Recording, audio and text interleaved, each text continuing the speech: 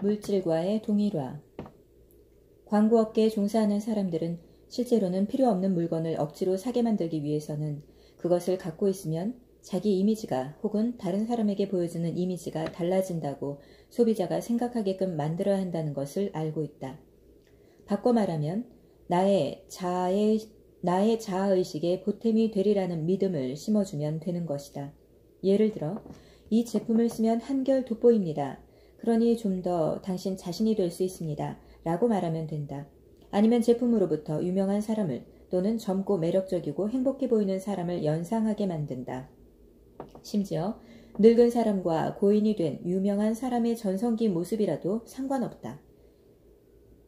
이때 무언 중에 가정되는 것은 이 제품을 사면 마술적인 작용이 일어나 당신이 그 사람들처럼 될 수 있다거나 그 사람들의 이미지를 꼭 담게 된다는 것이다. 그러므로 많은 경우에 사람들은 제품을 사는 것이 아니라 자신의 정체성을 높여주는 상품을 사는 것이다.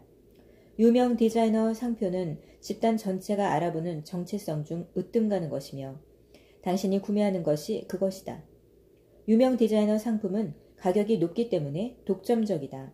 만약 누구나 살 수 있는 것이라면 심리적인 가치가 없어지고 남는 것은 물질적인 가치뿐이다. 그 물질적인 가치는 사실 당신이 내는 돈의 아주 조금밖에 되지 않는다.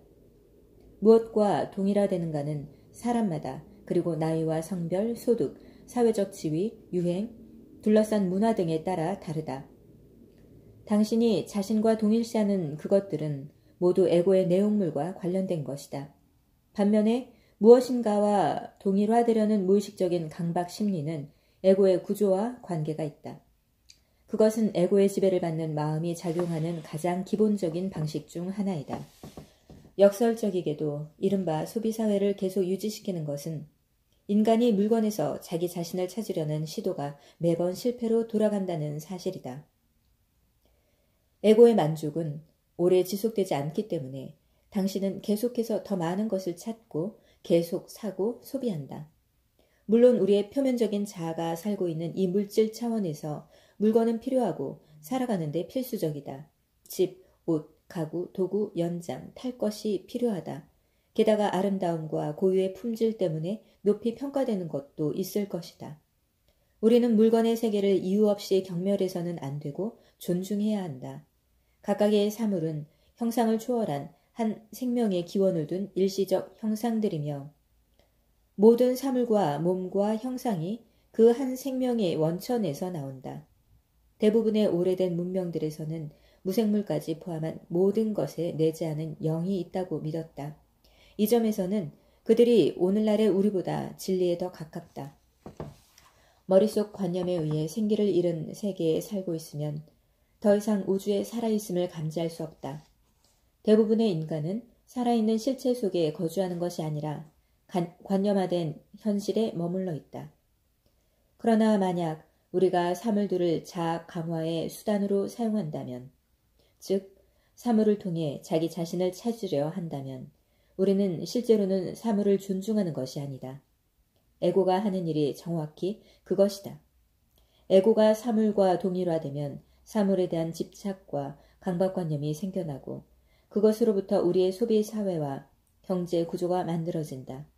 이곳에서는 발전의 유일한 측정 기준이 언제나 더 많이 있다. 더 많이와 끝없는 성장을 위한 이 억제되지 않는 분투 노력은 하나의 기능장애이고 질병이다. 자기를 증식시키는 것만이 유일한 목표이고 실제로는 자신이 그 일부인 전체 조직체를 파괴해 결국 자신도 파괴되는 결과가 됨을 알아차리지 못하는 암세포의 기능장애와도 같다. 경제 전문가들 중에는 성장이라는 개념에 너무 집착한 나머지 어떻게든 그 단어를 사용하기 위해 경기 후퇴를 마이너스 성장이라고 부르는 사람도 있다. 많은 사람들은 물건에 대한 도를 넘은 집착으로 삶의 대부분을 소비한다. 물질 과잉이 우리 시대의 병 중 하나가 된 이유가 거기에 있다. 자기 본래 존재의 삶을 더 이상 느낄 수 없게 되면 인간은 물질로 삶을 채우려 하기 쉽다. 하나의 영적 수행으로서 나는 자신이 물건들의 세계와 맺고 있는 관계를 한번 관찰해보라고 제안하고 싶다. 특히 나의 것이라는 단어를 붙일 수 있는 물건들과의 관계를, 예를 들어 자신의 자아 존중감이 소유물에 좌우되지 않는가를 판단하기 위해서는 민감해야 하고 솔직해야 한다. 자신을 중요한 인물이나 우월한 사람으로 느끼게 하는 특정한 물건들이 있는가? 그것들을 갖고 있지 않으면 당신보다 많이 소유하고 있는 사람에게 열등감을 느끼는가?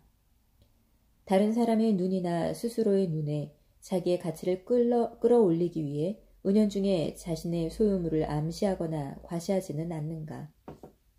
누군가가 당신보다 더 많이 갖고 있을 때, 혹은 소중히 여기는 소유물을 잃어버렸을 때 화가 나고 불쾌해지거나 어느 정도는 자신의 자아의식이 위축된 것을 느끼는가?